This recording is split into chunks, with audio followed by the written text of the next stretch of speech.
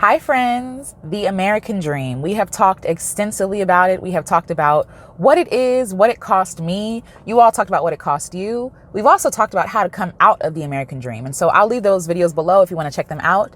But today I want to talk about you finding your own dream, you dreaming your own dream. So I talked about my Alicia dream, what that looks like for me right now, because tomorrow could be different.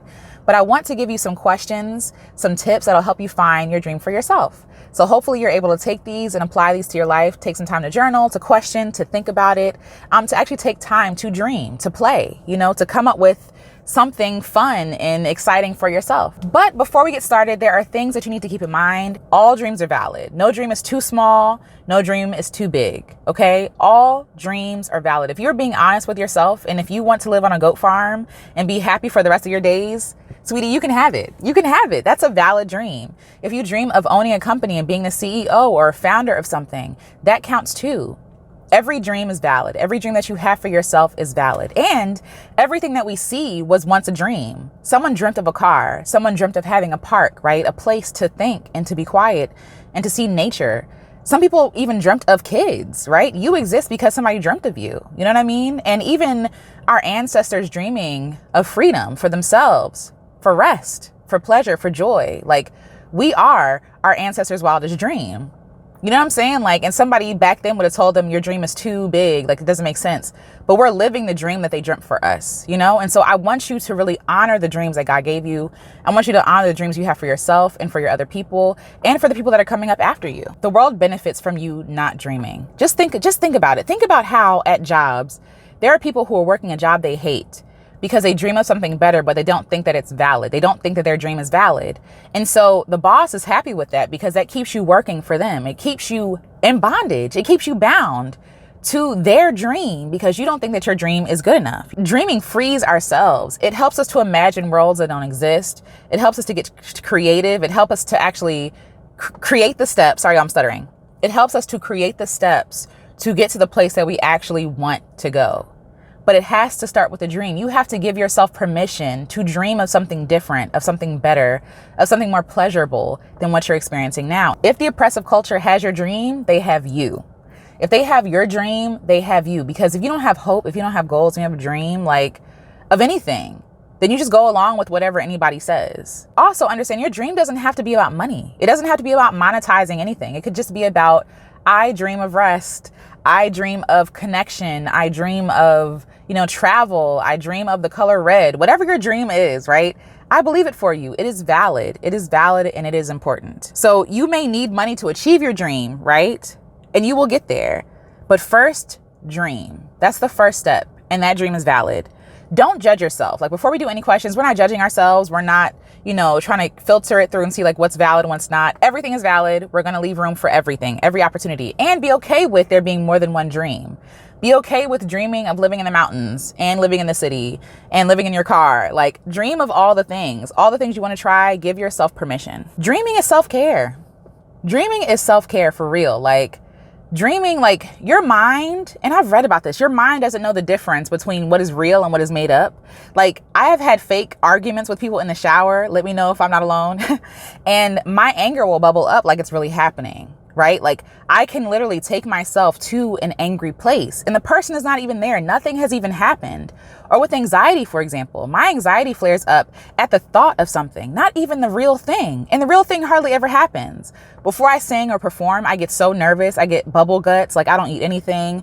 And when I start singing, the thing that I feared happening didn't happen. But that was very real for me. And I created that situation for myself to feel that way. Our minds don't know the difference. So if you're dreaming of something beautiful and something freeing, you're going to feel those things in your body. You can look at a picture and it take you away to a totally different place. And the same thing happens when we dream. It's amazing. It's an amazing gift. So dream without worrying about how. That's another rule. Don't worry about the how. We're not doing the steps right now. We're not taking steps. We're just dreaming. And every dream doesn't have to be realized. And that's okay. And that doesn't make you a failure. Every dream doesn't have to be realized. I have a dream, of living in New York City. I have a vision of myself living in New York City. But when it comes down to it, I don't really want to live in New York City. Not in real life. I want to live like the Sex and the City version, but not, the uppity version. but not the real version of New York. Like, I'm like, I go there and I'm like, no, it's okay. I'm good. Every dream doesn't have to be realized, right? And so what I also offer for you is to have a notebook for your dreams. Like, have a specific notebook that you use just to dream, just to come up with ideas, okay? Because it's really helpful to have a safe space where you can be honest with your feelings and be honest without worrying about somebody else judging it or tearing it down, and you set a sacred process for you to dream so that you know that this is sacred time. This is a non-negotiable and this is a safe space, and create that safe space for yourself. Okay. So now that we've done enough talking, let's get into the actual questions. The first question I have: what did you dream of as a child? The thing is, our child self knows the truth. Our child self knows the way. It's not until our child self is taught that our dreams are silly or stupid or absurd or too big or too small that we give it up. When you're a kid, you believe anything is possible. And so when you tap into that kid-like mindset, you're able to dream bigger than where you can dream right now. Because as adults, we know all the real stuff. We know how the sausage is made. We know what could go wrong, right? When you're a kid, you don't know any of that stuff. You're brilliant. You're bright. And we should tap back into that same energy. Your dreams that you had as a kid are not silly. They're not small. They're not big. And they deserve to be honored. And you can honor them today. Honor your child self today by giving yourself permission to actually put those dreams to paper and to put it in a notebook and honor it as something that is valid. Okay? The second question I have is, or the phrase is, if I didn't have to be perfect, I would. If I did not have to be perfect, I would blank. Fill in that blank with the first thing that comes to your mind, because there's so many things that we're not allowing ourselves to try or do because we feel like we have to be perfect first in order to do them. And that is not true. That is not true. The only way that you perfect or get better at something is by doing it. Everybody's bad at something when they first start out doing it. So don't allow this fear of not being perfect or this fear of not, doing it right, stop you from doing it. Stop you from making a mess and trying. Don't let it stop you. Okay? The third question: what does freedom look like for you? A lot of us say, we want to be free. We want to be free. What does that mean? What does that mean for you specifically? What does that mean? And you could look to other people for, inspiration. But for you, what does freedom look like? For me, freedom looks like free time. Freedom looks like choice. Freedom looks like a lot of laughing experiences with my friends. Freedom looks like I'm not worried about spending money, right? Like I'm not worried about, how much money do I have in the bank? That's freedom to me. These are all examples of what freedom looks like to me. And for you, I would love to hear what freedom looks like to you. What brings you absolute joy? For me, the first thing that comes up to mind is literally hanging with my friends. I am so joyful when I'm with them. And I think it's because being joyful is a very vulnerable experience. When you're joyful, you leave room for things to knock you down a peg. You leave room for things, when you really experience life, when you're open to experiencing life, it makes you very vulnerable because you're open. You know what I'm saying? And the people I feel most open and most safe with are my husband, my friends, right? Like I'm able to be all of myself in front of these people, and that allows me to experience joy, pleasure. So that means that I prioritize vulnerability. Vulnerability makes me joyful, So for yourself, what brings you joy? It could be mountain climbing, mountain biking, spending time alone, traveling, eating. Like, what are the things that bring you joy? Number 5, if money and judgment weren't an issue, what would you be doing? If money wasn't an issue, what would you be doing? And I ask that because a lot of us think that we can't do what we want to do because we don't have the money yet, or we don't have a plan to get the money we need to do X, Y, and Z, right? And judgment is in there because a lot of us don't live our lives because we're waiting for approval or for the thumbs up from other people that sometimes we will never get. But that doesn't mean that you should stop living your life. So if money wasn't an issue, if judgment weren't an issue, what would you be doing? Be honest. And I would love to hear your answers. Please share them below. Number 7, what things have you wanted to try, but you haven't given yourself permission to? What things have you always wanted to try that you always say like, oh, one day I'm gonna try that. Ooh, that looks cool. I want to try that. When I go here, then I'll try this. When I retire, then I'll try X, Y, and Z. What are the things you want to try? And why haven't you given yourself permission to do it? Why not? What's the worst that could happen? The hack that I found in my own life is to call everything an experiment. Everything is an experiment. When you live life through that lens where I am not an expert, I have not been here before. This is my first time living, okay? So I'm going to make a lot of mistakes. I'm going to do a lot of things wrong. I'm going to do a lot of things messily. But that doesn't mean that I should stop because I'm not perfect. That doesn't mean that I should stop before I start. You know what I mean? Like, I'm not perfect, but it's like I can give myself permission to experiment, to try new things. And without there being any attachment to my self-worth, to my value, it doesn't have to mean anything about me except that I'm brave enough to try. And that stamp of brave, like, is good enough. No matter what the outcome is. I might fall off a bike and skin my knees, but I was brave enough to try, and that is worthy of celebration. So number 8, if you could play pretend, what would you be or who would you be? I would love to hear the answer to this question for y'all, but if you could play pretend, what or who would you be? If I could play pretend, I would be a bird. I would be a bird because I've always wanted to know what it felt like to fly. And these questions sound silly, especially if you're approaching them from like, well, girl, how's this helping me? It's helping you get out of your head. It's helping you to think like a child. It's helping you to be open again, to be a kid again. And kids have it good because they're able to be creative. You give a kid a box, it's a spaceship, it's a house, it's a tunnel, it's a box. You know what I'm saying? Like, it's a million and one things because they're kids and they're open. It's not that they have a greater imagination. They just give themselves permission to be imaginative. They're celebrated for playing. They're celebrated for, having permission to play. We have to give permission to ourselves. So yes, if you could play pretend, what or who would you be? Number 9, who are you envious of and why? Now, I ask this question because a lot of us are misplacing our envy, right? Sometimes we're not envious, or we can be envious, but sometimes it's just admiration. Envy is just admiration. Like, oh, I'm not envious of mountain climbers. You know why? Because I don't want to mountain climb. I'm not envious of stuff I don't want to do. All envy is information. It's informing you, oh, this person is doing something I want to try.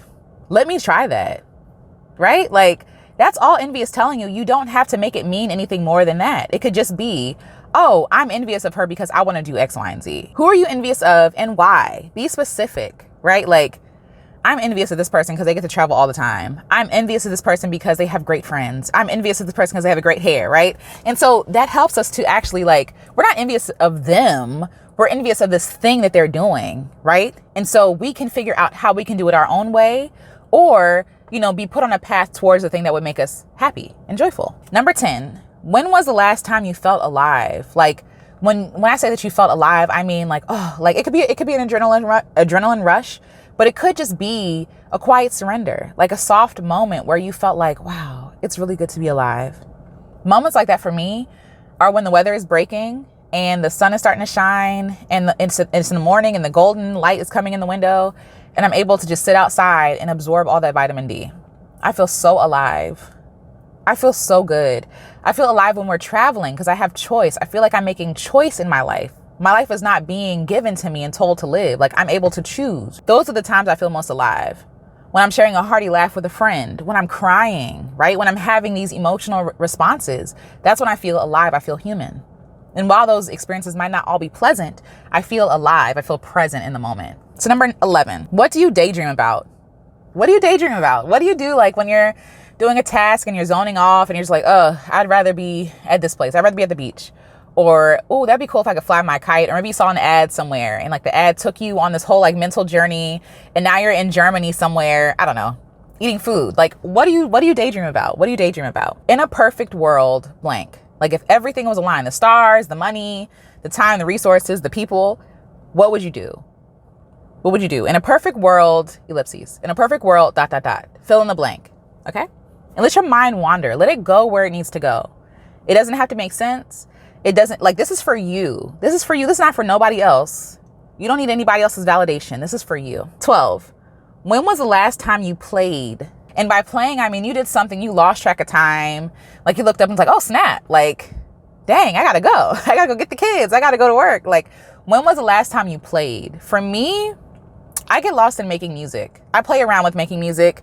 But I also play around by hanging out with my friends. I keep saying this, but like, again, just human connection. I feel alive. I feel like I'm having fun when I'm with my friends, when I'm with my husband and we're watching cartoons. Like, that's fun for me. And it doesn't have to be serious. It's not like I set out to go feel like playful. It's like, no, these are the last times I lose track of time. You know what I'm saying? Journaling, writing, creating. I lose track of time doing those things. That's when I have the most fun. 13, what is your watch history? What is your watch history? Listen, your watch history will tell you a lot about what you want to do, okay? there are a lot of ways that we live vicariously through other people online. We follow their Instagram pages. We watch people grow up and raise kids or travel or start a business. And we feel like, yes, we want to support them, but we also feel kind of like, wow, that's good for them. Now let me get back to my real life. Like almost like these people that we're watching are just super special. So are you. You can do the same thing. Or if you don't want to do that thing, what about it makes you like hone into what they're doing? And how can you do that in your own life? Right? So answer this question. What is your watch history showing you? Just give the answers. I would love to hear. I would love to hear. For me, it's a lot of van life because I'm ready to get on the road. It's a lot of expat life. It's a lot of, what else? A lot of creativity things, a lot of like Black woman creative stuff that I'm really like interested in. And it makes sense because those are the things I want in life. All right. The next question I have is, what don't you enjoy about your life right now? Like, what are the top 5 things that you would change about your life right in this moment? That'll tell you a lot of things because like I talked about in the previous video, in order for us to get more, to get better, we have to make room. And so that means cutting off the things that are just not good for us, that are not serving us, that are not serving us well, things that we are mismanaging, things that are overwhelming for us, things that just cause us pain, things that create chaos in our lives. Like, how can we let go of those things? And the last question I have for you is, what need do you dream of meeting? If you could fix anything in the whole wide world, what would you do? And how would you do it? What need would you meet? If you had the time, the resources, the energy, the people, the connections, what need would you meet? I hope that these questions start to help you to dream of your own dream, like to dump the American dream and to dream of your own dream. You don't have to do what everybody else is doing to be valid. You can do your own thing. And so while no, we don't have the how-to right now, the first step is by dreaming, is by reclaiming your dream space, recovering yourself and recovering your dreams, because that in itself is revolutionary. Because a lot of us threw away our dreams in exchange for a promise or in exchange for validation, acceptance, right? Love, affirmation. I believe that we can do both. We can be loved and we can love ourselves and chase our dreams. You don't have to choose. It doesn't have to be either or. It could be both. You know what I'm saying? So I hope this was helpful. If it was, let me know. If you want to join Patreon, feel free. By joining Patreon now, you will be listed as an executive producer on my next musical project. So if that sounds good to you and you want to go deeper in these videos, meet me over on Patreon. And until next time, y'all, talk to y'all soon. Keep loving yourselves, love each other, and keep dreaming. Keep dreaming. I would love to hear about it. Please share below. I'll talk to y'all later. Bye.